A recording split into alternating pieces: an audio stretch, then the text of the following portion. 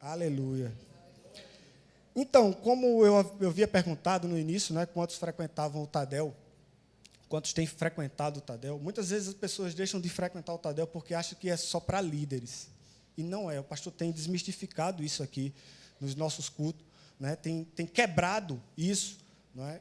Na verdade, o Tadel tem sido uma sequência de palavras poderosas que nos edifica, que nos encoraja, que nos dá cada vez mais ousadia, mais intrepidez, né, que lapida o nosso caráter.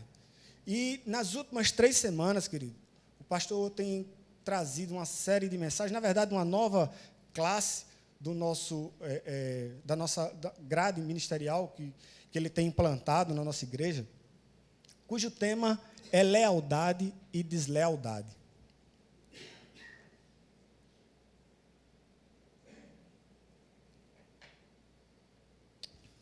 Lealdade e deslealdade. Esse é o nosso tema para essa noite, essa tarde, não é? Os benefícios da lealdade. Os benefícios da lealdade. Ao escutar ele aqui nas últimas 3 semanas, não é, ministrando a respeito disso, e logo que ele me incumbiu dessa missão de estar aqui compartilhando da palavra nesta tarde, eu fiquei pensando o que falar, o que trazer. E foi incrível, querido, que ao sair da reunião e ao entrar aqui, Deus já me deu o tema. Deus já me deu o tema. E a partir dali, eu comecei a pesquisar, estudar, não é? Ler a respeito, escutar ministrações que falem do tema, o pertinente ao tema. E dentro desse tema macro, lealdade e deslealdade, eu escolhi compartilhar, Deus me trouxe o direcionamento a compartilhar com vocês aqui essa tarde sobre os benefícios da lealdade. Vamos ler o texto de Ruth, do capítulo 1 ao versículo 21. São 21 versículos, é um texto um pouco longo, mas é precioso demais para que a gente possa entender o que Deus quer falar aos nossos corações essa tarde. Diz assim a palavra do Senhor. Está no telão, se você desejar acompanhar, fica à vontade. Se não, abra sua Bíblia no capítulo 1, do verso 1 ao verso 21. Diz assim a palavra do Senhor. No tempo em que Israel era governado por juízes, houve uma grande fome naquele país. Por isso, um homem de Belém, cidade da região de Judá, foi com sua mulher e seus 2 filhos morar por algum tempo num país chamado Moabe. O nome desse homem era Elimeleque e o da sua mulher Noemi. Os 2 filhos se chamavam Malom e Quilion. Essa família era de Efrata, um povoado que fica perto de Belém de Judá. Eles foram para Moabe e ficaram morando ali algum tempo. Algum tempo depois, Elimeleque morreu e Noemi ficou com seus 2 filhos que casaram com moças moabitas. O nome de uma delas era Orfa e da outra Ruth. Quando já fazia quase 10 anos que estavam morando ali, Malom e Quilion também morreram. E Noemi ficou só, seus filhos e seu marido. Um dia Noemi soube que o Senhor tinha ajudado o seu povo, dando-lhe boas colheitas. Então ela se aprontou para sair de Moabe com suas noras. Elas saíram a fim de voltar para Judá, mas no caminho Noemi disse às noras: voltem para casa, fiquem com suas mães. Que o Senhor seja bom para vocês, assim como vocês foram boas para mim e para os falecidos. O Senhor permita que vocês casem de novo e cada uma tenha o seu lar. Então Noemi se despediu das suas noras com um beijo, porém elas começaram a chorar alto e disseram: não, nós não voltaremos. Nós iremos com a senhora e ficaremos com o seu povo. Mas Noemi respondeu: voltem, minhas filhas. Por que querem ir comigo? Vocês acham que eu ainda poderei ter filhos para casarem com vocês? Voltem para casa, porque já estou muito velha para casar de novo. Pois ainda que eu tivesse esperança de casar outra vez, ou mesmo que se casasse esta noite, chegasse a ter filhos, será que vocês iriam esperar até que eles crescessem para vocês casarem com eles? É claro que não, minhas filhas. O Senhor está contra mim, e isso me deixa muito triste, pois vocês também estão sofrendo Estão sofrendo. Aí elas começaram a chorar outra vez alto. Então Orfa se despediu da sua sogra com um beijo e voltou para o seu povo. Mas Ruth ficou. Repita, querido. Ruth ficou. Veja, disse Noemi, a sua cunhada voltou para o seu povo e para os seus deuses. Volte você também para casa com ela. Porém, Ruth respondeu, não me proíba de ir com a senhora, nem me peça para abandoná-la. Onde a senhora for, eu irei. Onde morar, eu também morarei. O seu povo será o meu povo, o seu Deus será o meu Deus. Onde a senhora morrer, eu morrerei também, e ali serei sepultada. Que o Senhor me castigue se qualquer coisa a não ser a morte me separe da senhora. Como Noemi viu que Ruth estava mesmo resolvida a ir com ela, não disse mais nada. E elas continuaram a viagem até Belém. Quando chegaram lá, toda a cidade ficou agitada por causa delas. E as mulheres perguntavam, esta é a Noemi? Porém, ela respondia, não me chame Noemi, a feliz. Me chame Mara, a amargurada. Porque o Deus Todo-Poderoso me deu muita amargura.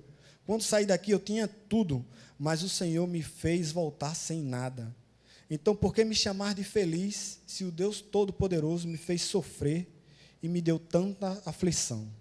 Até aqui, que Deus possa nos aplicar essa palavra. Você pode fechar seus olhos agora, vamos orar mais uma vez. Pai, maravilhoso, nós te apresentamos, Deus, essa passagem, esse texto bíblico, Senhor. Deus, que tu possa abrir nossa mente, Pai, abrir nosso coração, Deus, para aquilo que tu queres tratar essa tarde, Senhor, para aquilo que teu Espírito Santo quer mover essa tarde através desse tema. Nós declaramos no poder do teu sangue, Senhor, teu Espírito Santo tem livre acesso a esse lugar, Senhor. Vem ministrar os nossos corações, Pai. Oh, Deus, em nome de Jesus, assim eu te oro e te agradeço.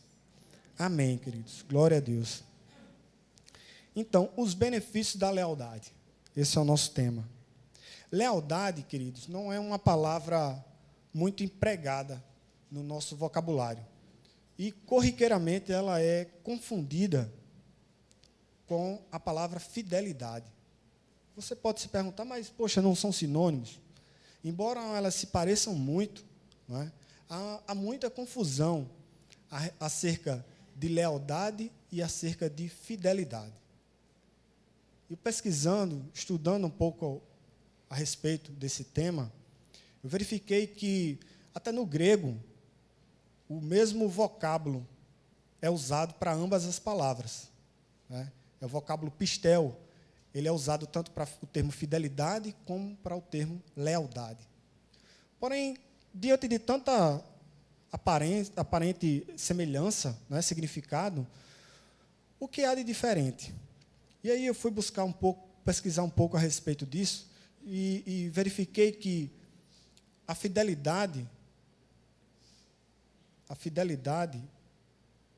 lealdade contém fidelidade. Toda fidelidade está contida na lealdade. Para você ser leal, primeiro você tem que ser fiel. Mas você pode ser fiel, eu posso ser fiel, sem ser leal. Como isso pode acontecer, né? Vou dar um exemplo aqui acerca do casamento. Imagine uma união, um casamento, né? Um homem e mulher, não esses que tem por aí hoje em dia, onde o marido sai para, digamos aí, no domingo de manhã para um futebol, e a esposa fica em casa e sabe que por volta das 10 horas ele está chegando em casa. E imagine que termina o futebol e ele fica lá com os amigos, né, com os irmãos em Cristo, e fica lá papeando, tomando água de coco, tomando um suco, e dá meio-dia, dá 1 hora, dá 2 horas, e a esposa em casa, aflita, a essas alturas já preocupada, porque o esposo não chega, porque o esposo não dá notícia, não sequer liga para dizer onde está. Pergunta, ele foi infiel à sua esposa? Não, ele não foi infiel. Mas ele foi desleal? ele foi desleal. Um outro exemplo. Imagine uma fila de banco, onde você chega, tem lá 200 pessoas dentro de uma agência de banco. Você puxa a fichinha lá, naquele ficheiro, né? Tira lá a ficha 200 e ainda está na 50. Aí você fica inquieto, poxa, vou passar a tarde aqui, vou perder minha tarde aqui. E você vai e volta lá no ficheiro de novo, como se aquilo fosse regredir. Né? E, por acaso, tem uma ficha lá, 60. E você vai lá, pega aquela ficha, sai de fininho. Você foi infiel com alguém? Não, você não foi infiel com ninguém. Mas será que você foi desleal com alguém? Só para que a gente possa refletir acerca disso, não é? Na verdade, nessa situação, aquela pessoa que pegou essa ficha lá, 60, e na verdade a dele era 200, ele passou a perna em todo mundo que estava ali na sua frente. Não é? E no versículo 12, voltando à nossa palavra, ao nosso texto inicial, diz assim a palavra: voltem para casa, porque já estou muito velha para casar de novo. Pois ainda que eu tivesse esperança de casar outra vez, ou mesmo que casasse esta noite e chegasse a ter filho, o resto do texto você já leu, acabou de ler. A pergunta: o que é que eu tenho para lhe oferecer? Perceba, meus irmãos, que nesse contexto, tanto Orfa quanto Ruth haviam sido fiéis nas suas alianças. Haviam sido fiéis aos seus respectivos maridos. Elas haviam honrado a família de Elimeleque. Elas haviam honrado as alianças estabelecidas e a própria sogra. Ali estavam liberando-as, né, para que elas voltassem à sua parentela. Aliás, para que elas permanecessem com a sua parentela e pudessem, de repente, ter outro casamento. Não é? Porém, chega um momento em que Orfa entende que para o seu sustento, e é interessante isso aqui, meu irmão, porque é de uma sutileza, é algo que só Deus. Orfa entende que para o seu sustento, que para a sua sobrevivência, é melhor que ela ficasse com a sua parentela. Entenda, nesse contexto, naquela época, o homem tinha uma posição de superioridade em relação à mulher. A mulher, para começo de história, ela não trabalhava fora. Ela era completamente dependente de um provedor. E nesse contexto, Noemi tinha perdido seu marido, tinha perdido seus 2 filhos, ou seja, eram 3 mulheres sem nenhum provedor. Era um tempo de fome, era um tempo de escassez, era um tempo de extrema dificuldade. Porém, nessa história, só ficou Noemi e Ruth. Orfa voltou. Orfa ficou com sua parentela. Ruth poderia ter pensado, né? Ela já me abençoou, ela já me liberou. Não é? Ruth poderia ter pensado: eu já cumpri com a minha obrigação, aguentei o meu marido. Não é? Cumpri com a minha aliança. Não tenho dever nenhum mais com essa mulher, com essa velha. Ainda mais uma pessoa amargurada, que era a situação de Noemi naquele tempo. Ela havia perdido o marido, ela havia perdido os 2 filhos, ela havia perdido completamente a sua provisão. E já andava se maldizendo, não é? Dizendo que Deus havia esquecido dela. Então, Noemi liberou as 2 noras para que elas voltassem e, de repente, pudessem encontrar um resgatador e restabelecer suas vidas. Porém, Orfa voltou e Noemi não quis voltar. Mesmo ela podendo ter pensado isso, ela poderia ainda mais ter pensado assim: vou ter que levar essa velha a Israel? Para quê? Por quê? Podemos refletir nesse contexto, né, nessa situação. Então, queridos, a gente pode chegar à conclusão de que fidelidade está mais ligada com cumprir compromissos e alianças. E lealdade está ligada em como você vai cumprir esses compromissos e alianças, levando em consideração as pessoas envolvidas na situação. Ruth decide continuar a ser leal a Noemi. Porém, no verso 16 e 17 do mesmo capítulo 1, diz assim: porém, Ruth respondeu: não me proíba de ir com a senhora, nem me peça para abandoná-la. Onde a senhora for, eu irei. Onde morar, eu também morarei. O seu povo será o meu povo, o seu Deus será o meu Deus. Onde a senhora morrer, eu morrerei também, e ali serei sepultado. Que o Senhor me castigue se qualquer coisa, a não ser a morte, me separe da senhora. Estou com você até a morte. Olha que exemplo de lealdade, queridos. A situação era completamente adversa. Não é? É um baita de um exemplo de lealdade. Podemos nos perguntar o que motiva uma pessoa a tomar tal decisão. Podemos refletir nisso essa tarde. O que é que motiva? O que é que leva?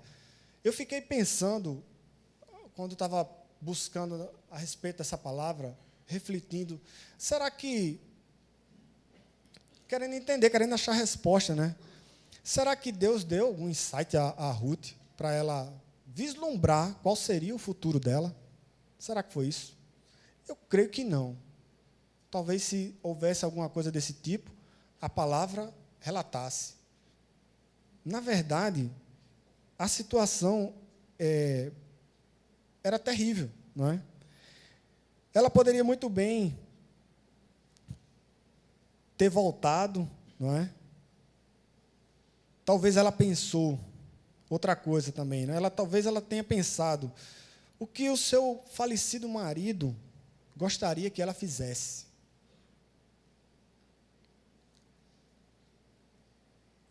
O que é que ele gostaria que ela fizesse? Que atitude ele esperava diante de uma situação daquela que ela mantivesse perante a sua mãe? Chegamos a algumas conclusões, né? Vemos que muitas vezes nós pensamos que atos isolados de lealdade só com uma pessoa determinada. Porém, Deus está vendo e sonda o nosso coração, sabe das nossas intenções e considera cada situação. Cada situação Deus considera. Cada ato de lealdade que nós temos perante o nosso próximo, e não importa, querido, é nas pequenas coisas, né? Noemi ensina a Ruth, aí a gente, adiantando com a palavra, adiantando com o texto, mais à frente, no capítulo 3, Noemi ensina a Ruth a ser resgatada, já que ela resolveu caminhar com Noemi ensina a Ruth a ser resgatada. E mostra lá no capítulo 3, verso 1 a 4, um dia Noemi disse a Ruth: minha filha, preciso arranjar um marido para você, a fim de que você tenha um lar. Você lembra que Boaz, o homem que o deixou trabalhar com as suas empregadas, é um dos seus parentes, é um dos nossos parentes? Pois bem, esta noite ele vai debulhar a cevada. Faça o seguinte: lave-se, ponha perfume e vista o seu melhor vestido. Depois vá até o lugar onde Boaz está trabalhando, mas não o deixe saber que você está ali, até que ele acabe de comer e de beber. Quando Boaz for dormir, olhe bem onde ele vai se deitar. Então vá, levante a coberta dos pés dele e deite-se ali, e ele dirá o que você deve fazer. A partir daí, queridos, o cenário começa a mudar. Não é? Boaz acorda. Eu creio, com toda certeza, que Deus já havia trabalhado no coração de Boaz. Boaz já estava nessas alturas aí, apaixonado por Ruth. E ele perguntou: quem é você? E ela diz, né, sou Ruth, a sua empregada, lá no verso 9 e 10. Respondeu ela: o Senhor é nosso parente chegado e por isso tem o dever de me proteger. Boaz respondeu: que o Senhor a abençoe, minha filha. Você está mostrando maior lealdade a família do seu sogro naquilo que está fazendo agora do que naquilo que você fez pela sua sogra. Pois você não foi procurar um homem mais moço, fosse rico ou fosse pobre. Você esperou no Senhor, a provisão do Senhor. Então, Deus já havia trabalhado no coração de Boaz, e Boaz já estava apaixonado por Ruth. E aí, mais à frente, no capítulo 4, verso 13 a 15, é a consumação do fato. Não é? Então, Boaz levou Ruth para casa para ser sua mulher. Eles tiveram relações e o Senhor deu a Ruth a bênção de ficar grávida. E ela deu à luz um filho. E as mulheres disseram a Noemi: louvado seja o Senhor, que lhe deu hoje um neto para cuidar de você. E lhe dê segurança na velhice. A sua nora é mãe do menino e a ama. E ela vale para você muito mais do que 7 filhos. Olha que bênção. Imagina, a gente acabou de ver que nessa época, nesse contexto, a mulher era completamente submissa ao homem. Ela não tinha direito à propriedade. Ela não tinha direito a absolutamente nada. Ela precisava de um provedor. Não é? Ela precisava de alguém que a amparasse. Ela não podia trabalhar fora. Ela não herdava herança. Ela não herdava propriedade. Isso era o homem que fazia. Não é? Então, os benefícios da lealdade, por escolher um cenário tão improvável. Podemos entender e elencar aqui, pelo menos 3 benefícios que recorreu sobre a vida de Ruth, em função dessa sua lealdade para com Noemi. Primeiro, ela casou-se com o dono de todas aquelas terras. Olha o que Deus fez na vida de Ruth. Lembre, Ruth era uma moabita. A nação de Moabe é contra Israel. Já era, não é? Nessa época. Era inimiga de Israel. Então, aprove Deus levar Ruth para aquela região e abençoá-la. E fez com que ela casasse com os donos de todas aquelas terras. Ela teve o segundo, né? Ela teve um filho chamado Obed, que gerou Jessé, que, consequentemente, gerou o rei Davi. Quem imaginaria, queridos, quem imaginaria que 2 gerações depois, o seu bisneto viera a ser um grande rei em Israel? Olha que bênção que a lealdade atraiu. Olha que maravilha a lealdade atraiu. Quem pôs ela lá? Quem foi que colocou Ruth lá? A lealdade. Não importa, querido, não importa o que você... se você está fazendo pouco, seja fiel no pouco que você está fazendo. Seja leal no pouco que você está fazendo. Seja fiel, seja leal. E Deus vai te dar o crescimento no momento certo. Amém? Lealdade sempre recebe lealdade em troca. Mas ainda, veja o que acontece. Não para por aí, né? Ela teve um filho chamado Obed, que gerou Jessé, que gerou Davi. De acordo com a palavra, preciosa palavra, Ruth está na raiz de Jesus. Ruth está na genealogia de Jesus. Lealdade, ela sempre recebe lealdade em troca. Você pode ser, nós podemos ser os melhores dos cristãos, né, na nossa época aqui. Podemos viver um evangelho pleno, mas nunca teremos a honra que essa mulher teve. Uma improvável, como há poucas semanas nós compartilhamos aqui, o pastor trouxe uma série de mensagens a respeito dos improváveis, não é? Então, nunca seremos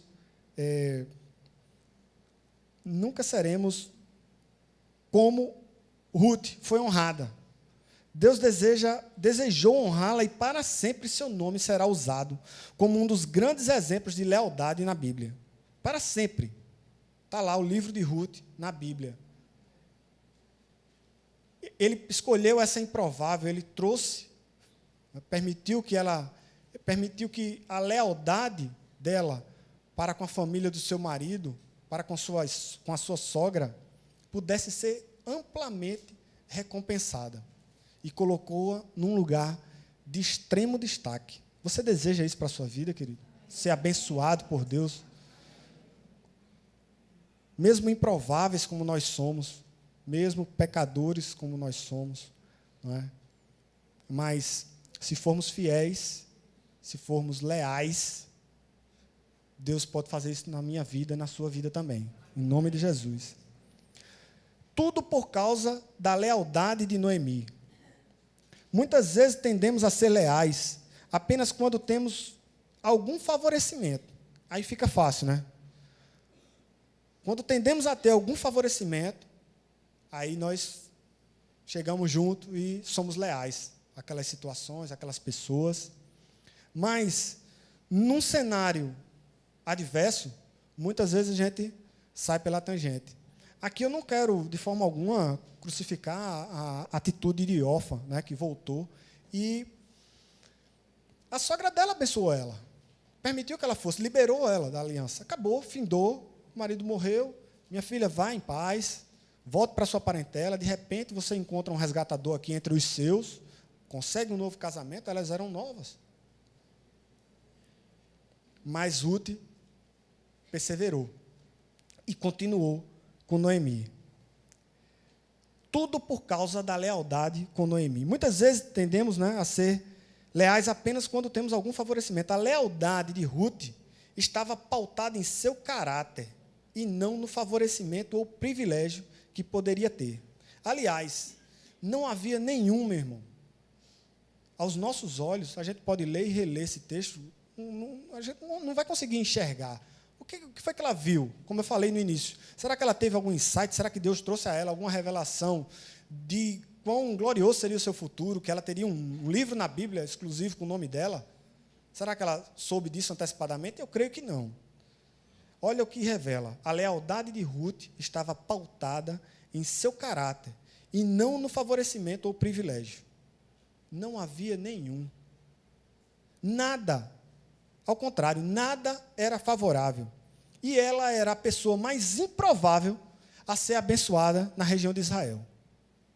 Imagina a situação. Ela, moabita, inimiga de Israel, como é que vai ser abençoada na terra de Israel?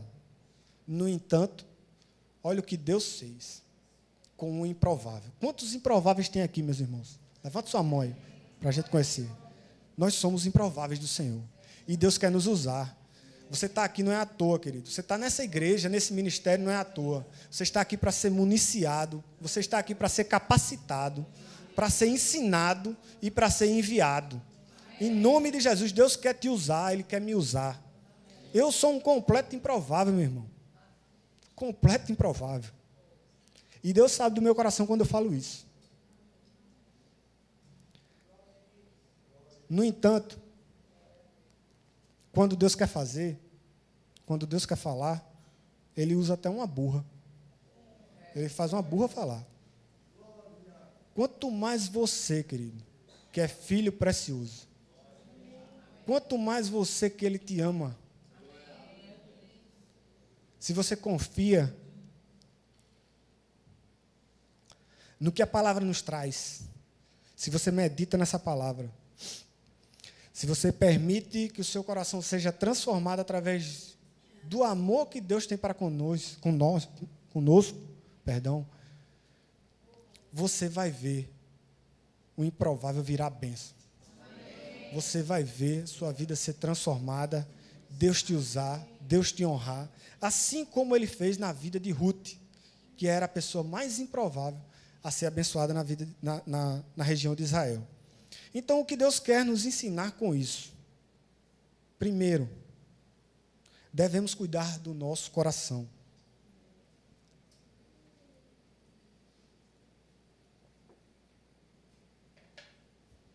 Devemos cuidar do nosso coração. Muitas vezes pensamos, isso foi muito forte quando eu estava lendo, estudando a respeito disso.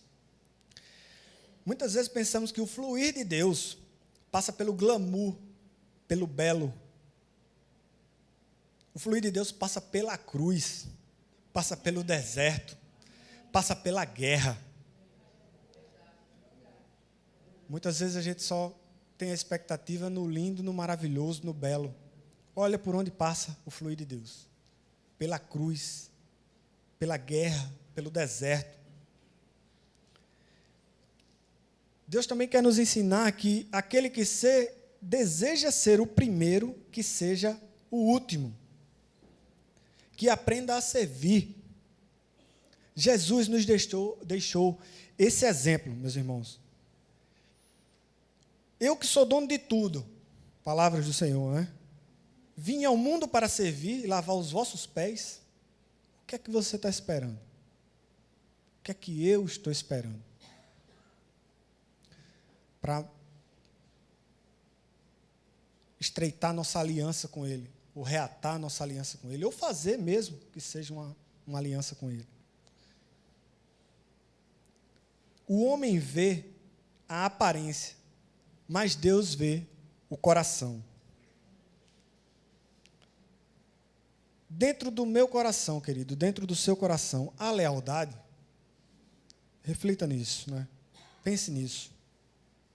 Todos precisamos fazer essa pergunta. Será que dentro do meu coração, será que dentro do seu coração há lealdade? Será que eu sou leal com Deus? Será que eu sou leal com o meu pastor? Será que eu sou leal com o meu supervisor, com o meu discipulador? Será que sou leal com a minha esposa, namorada, com meus pais, com meus filhos, com os meus amigos? Será que sou leal no meu trabalho, com o meu patrão, com os meus companheiros?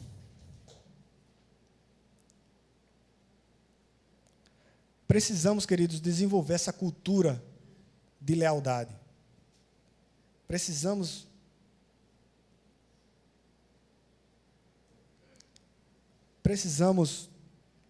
buscar em Deus como fazer isso. Precisamos ser exemplos. Ainda hoje pela manhã eu escutei uma mensagem e que falava assim, o exemplo não é uma maneira de ensinar. Uma das maneiras de ensinar. É a única maneira de ensinar. É a única maneira de ensinar, é através do exemplo. Então, se eu não dou um bom exemplo, se você não dá um bom exemplo, o que é que nós estamos formando? Que tipo de cristãos estamos produzindo? Precisamos desenvolver uma cultura de lealdade. E aí, para que a gente possa encerrar. Se hoje, meu irmão, você, por algum motivo, há algum motivo de deslealdade a ser confessado, este é o momento. Eu gostaria de dizer que este ano de 2018, estamos vivendo um momento diferente em nossa igreja. Para aqueles que estão aqui há mais tempo, sabe que nos últimos 5 anos nós vivemos um período de transição de uma igreja tradicional para uma igreja em célula. E hoje isso findou, não é? Na verdade, no final do ano passado, isso findou. Esse ano a gente já está realinhando os objetivos, realinhando as metas. Já estamos trabalhando nisso. E precisamos continuar avançando, continuar expandindo com o reino de Deus. Para que isso ocorra, meus irmãos, nós vamos precisar não apenas de fiéis, mas de leais. Nós temos vários alvos, preciosos alvos, que Deus tem colocado no coração do nosso pastor, no coração da nossa liderança, da liderança dessa casa, dessa igreja. Por exemplo, chegar ao fim do ano com 100 células. Para quem não sabe, o ginásio da Vila Feliz já começou a construção, está lá de vento em popa. Daqui a pouco nós, quem sabe, nossa festa das cores já seja lá. Então são muitos alvos, são alvos ousados que vão precisar não apenas de fiéis, mas de pessoas leais. Em nome de Jesus. Se você é um desses leais, meu irmão, convido a você a ficar de pé, vamos orar e agradecer ao Senhor.